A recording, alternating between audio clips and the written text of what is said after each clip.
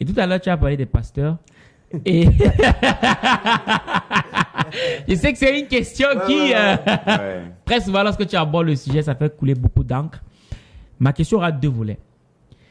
Pour ne pas oublier une. La première, c'est celle de savoir. Moi, s'il y a aussi une autre chose qui m'a marqué chez toi, c'est ta capacité à pouvoir rêver très grand. Malgré le fait que tu sois né et grandi dans un environnement où tout te montre que c'est impossible. Tout à fait. Tu vois? Mais toi, tu oses aller vraiment chercher des trucs. D'ailleurs, quand tu m'avais envoyé la maquette du NRC, moi, je me demandais si c'était au Cameroun. Moi, je me suis dit, waouh, un mec qui est né, grandi au Cameroun, réussit à avoir ce type de truc. Ses inspirations. Moi, c'était énorme. Donc, ma question d'abord, ce serait de savoir comment est-ce que tu fais pour avoir l'audace de rêver aussi grand, premièrement.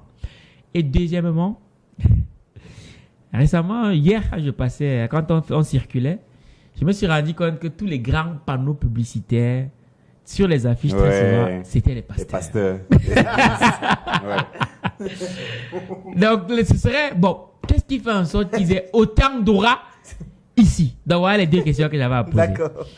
Alors, je vais commencer par la première question sur le fait d'oser des grandes choses dans un environnement qui ne nous prédispose pas forcément à le faire. Donc, il faut préciser que moi, j'ai fait tout mon parcours au Cameroun. C'est ça. La maternelle au Cameroun, le primaire au Cameroun, le secondaire au Cameroun, l'université au Cameroun, l'entrepreneuriat au Cameroun. Donc, j'ai fait aussi quelques pays en Afrique, mais beaucoup plus le Cameroun. Donc, je suis vraiment ancré dans un environnement purement africain, surtout d'Afrique francophone, où vraiment rêver est un péché. Oui, bien sûr. La preuve, quand on dit que tu vends des rêves, c'est une forme d'insulte. La preuve, sur Internet, quand on dit que c'est un vendeur de rêve, c'est une insulte. C'est un vendeur d'illusions. Tout à fait. C'est un prestidigitateur. Tu vois, c'est une insulte. Bien sûr, bien sûr. Voilà. Donc, c'est devenu une insulte au point où les gens utilisent ça pour dire, c'est les vendeurs de rêves. J'ai envie de poser la question. Est-ce qu'on bâtit un pays sans rêver? Mais le rêve, c'est la base. Moi, je ne sais pas. Quel pays s'est bâti sans rêver? Vous pensez qu'on aurait pu créer l'avion sans rêve? Parce qu'il a bien fallu qu'à un moment donné, quelqu'un se rêve que il faut qu'on puisse quitter d'ici pour aller en France en 6 heures de temps. Tout à fait. Il a fallu ce rêve d'abord. Étape 1. Tout à fait. OK, le rêve est terminé. On doit passer à la réalisation. Mais on a d'abord le rêve qui donne le cap. C'est le rêve qui donne le cap. Maintenant, dès qu'on a le cap, on réfléchit maintenant sur les moyens intellectuels, humains, matériels qui nous permettent d'y arriver. Ok, si on court, est-ce qu'on peut arriver en 6 heures? Non, on ne peut pas courir. Si on prend la voiture, non, il y a l'eau, machin et tout. Non. Si on prend le cheval, non, ça ne peut pas fonctionner. C'est-à-dire que peut-être il faut qu'on ait un appareil dans lequel on sera à l'intérieur. On pourra faire comme les oiseaux. Tout à fait. On vole. Les gens commencent à faire des modèles, des simulations, ainsi de suite. Donc, ils sont en train de suivre le cap qui a été donné par le rêve. Par le rêve. Le rêve, c'est la base, en fait. Associé à des actions théoriques et pratiques, nous conduisent à des avions. Exactement. À des avions supersoniques aujourd'hui qui vont à 2000 km à l'heure et voire plus. C'est-à-dire que la première étape pour révolutionner un environnement, c'est le rêve. Sauf qu'on est dans un pays où rêver, c'est une insulte. Ça veut dire qu'on te dit que tu es un rêveur, ça veut dire qu'on t'insulte en fait. Reviens sur terre. Je vais aller encore plus loin. Figurez-vous que nous sommes dans un pays qui utilise une langue, parce qu'il faut savoir que la langue, c'est l'extension d'une culture. Exactement. Donc, lorsqu'on utilise le français, ça veut dire qu'en fait, nous sommes en train d'utiliser les codes de la culture française pour nous exprimer et même pour réfléchir. Tout à fait. Alors, cela veut dire quoi? Cela veut dire que on ne peut pas sortir de ce carcan si on ne connaît pas une autre culture. Exactement. Donc, si tu ne connais que le français, tu ne parles que français, tu ne pourras réfléchir qu'avec les codes de la culture française. Exactement. Par contre, si tu connais une autre langue, tu pourras nuancer. Tout à fait. Et te rendre compte que dans telle langue, on dit plutôt ça. On pense plutôt comme ça. Le vocabulaire. Et dans telle autre langue, on pense autrement. Je vais prendre un exemple. En français, lorsqu'on dit que tu racontes des histoires, c'est une insulte. Tout à fait. On a dit donc, oui, tu racontes des histoires. Oui, c'est vrai. C'est une insulte. En français, c'est une insulte. En anglais, ça s'appelle le storytelling. Tout à fait. C'est-à-dire une technique redoutable qui permet de vendre un projet de manière révolutionnaire. Exactement. Donc, quand tu es dans un environnement francophone et tu utilises des histoires pour bien présenter un projet, on dit que tu mens.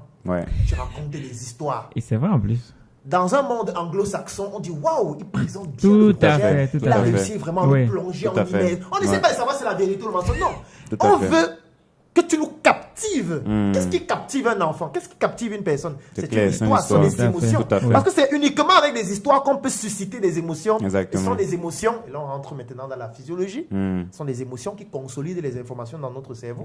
Parce que l'émotion, c'est l'un des mécanismes de consolidation de la mémoire, en plus du deuxième élément qui s'appelle la consolidation à travers la répétition consciente ou inconsciente pendant le sommeil. Donc pour dire que je suis dans un environnement où quand je raconte une histoire pour présenter un projet, on dit que tu mens. Quand tu racontes une histoire pour présenter de manière persuasive un projet, on dit que tu racontes des histoires. Bon, comment est-ce qu'il faut donc présenter un projet? Question. Avec la culture française, francophone, et contre la création, et contre l'innovation même. C'est pour ça que les gens qui innovent le plus ne sont pas dans un environnement francophone. Tout à fait. Puisque les francophones, par nature, ont des codes qui les empêchent de créer des choses, de rêver très grand. Exactement. C'est pour ça que les Français sont des pleureurs. Et on a hérité ça d'eux. Donc, ils nous ont donné leur langue, on apprend ça à l'école, et on est aussi des pleureurs comme eux. Les Anglo-Saxons sont pragmatiques. Tout à fait. Les Anglo-Saxons rêvent. Les Anglo-Saxons pensent à des choses gigantesques. La preuve, nous sommes au Cameroun, n'est-ce pas? Nos voisins, ce sont les Nigériens. Comparer les deux pays. La culture, c'est rien à voir. La musique, ils ont des jets privés, des grosses maisons, ils ont des rêves. Quand quelqu'un fait quelque chose, il rêve grand, il veut le jet privé. Ici, quelqu'un rêve de louer sa maison dans le quartier. C'est clair. Qui est huppé. Voilà son rêve. Donc, son rêve, c'est que il faut qu'un jour je loue dans le quartier ici. Voilà son rêve. L'autre, son rêve, c'est d'avoir son jet privé. Exactement. Rien que ça fait qu'on ne travaille pas de la même façon. Tout à fait. Oui, parce que moi, quand mon rêve, c'est d'avoir le jet privé, ça veut dire qu'au quotidien, il faut que je gagne combien par mois pour avoir le jet privé. Exactement. Donc, je me mets des objectifs extrêmement élevés. Tout à fait. Et forcément, même si je n'arrive pas à les atteindre, ce que j'atteins sera forcément très grand. Tout à fait. Donc, moi, j'ai un peu de culture africaine, de culture anglo-saxonne, de culture française, comme on l'a appris notamment, et de toutes les autres cultures. Moi, j'ai appris la culture chinoise aussi. J'ai appris la culture du Japon. Parce que je veux comprendre les différents mécanismes de pensée pour pouvoir, dans un environnement qui ne sait pas, pouvoir arriver grand. Ouais, parce que oui, toi, tu arrives à un autre niveau. Mais j'ai vraiment réalisé ça lorsque je suis allé à Londres. Je me suis rendu compte que ça n'a rien à voir. Pourtant, c'est quelques kilomètres. C'est pas grand-chose. Par exemple, ce qui m'a marqué, c'est le métro. En France, on dit le métro. À Londres, c'est underground. Rien à voir. Underground, sous le sol. Métro, métro, ça ne veut rien dire. Tu vois un peu.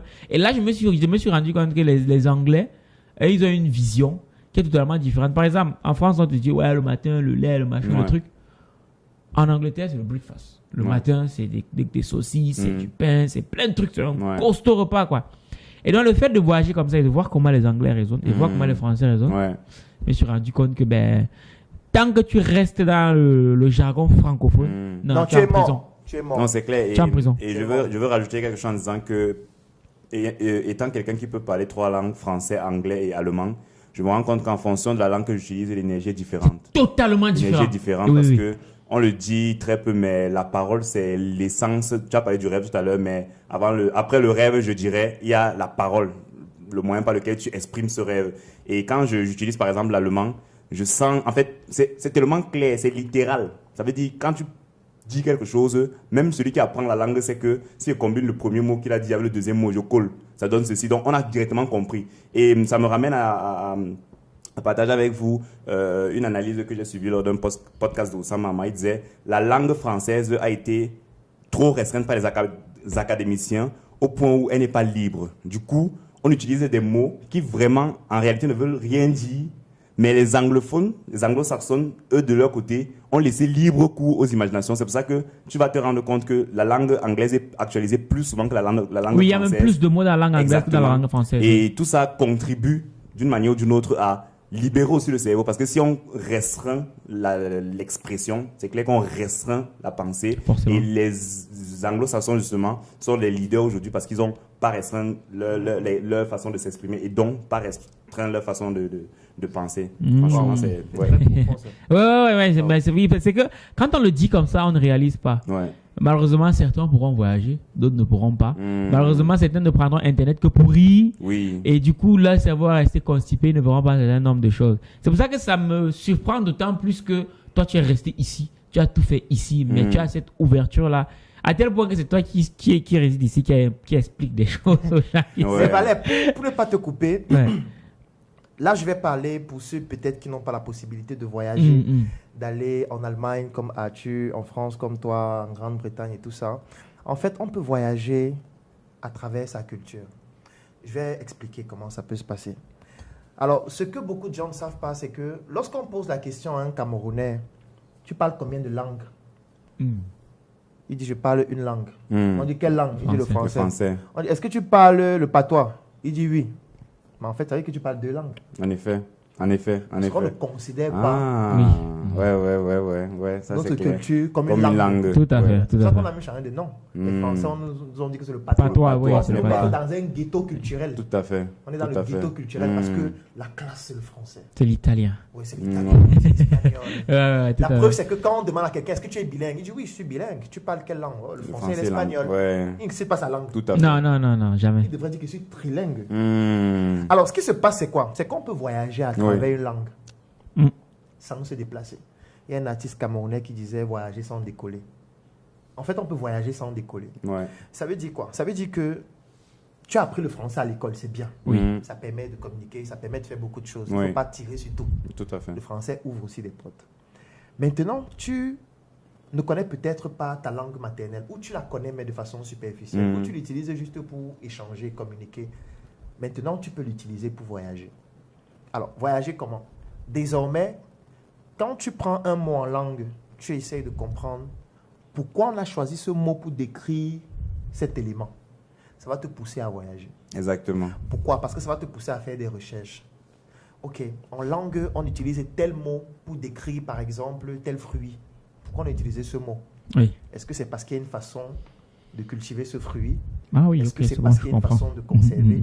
Est-ce que ça va te faire voyager dans ta culture? Ça va te faire voyager dans le temps même. Dans le temps. Justement parce que tes ancêtres faisaient. Exactement. Du coup, ça va te permettre de découvrir un nouveau mode de pensée. Parce que tes ancêtres avaient un mode de pensée. Et le seul moyen par lequel ils nous ont laissé ce mode de pensée, c'est avec leur langue. D'autres ancêtres l'ont écrit, mais pas beaucoup. En Afrique, on a très peu de documents, très peu de livres.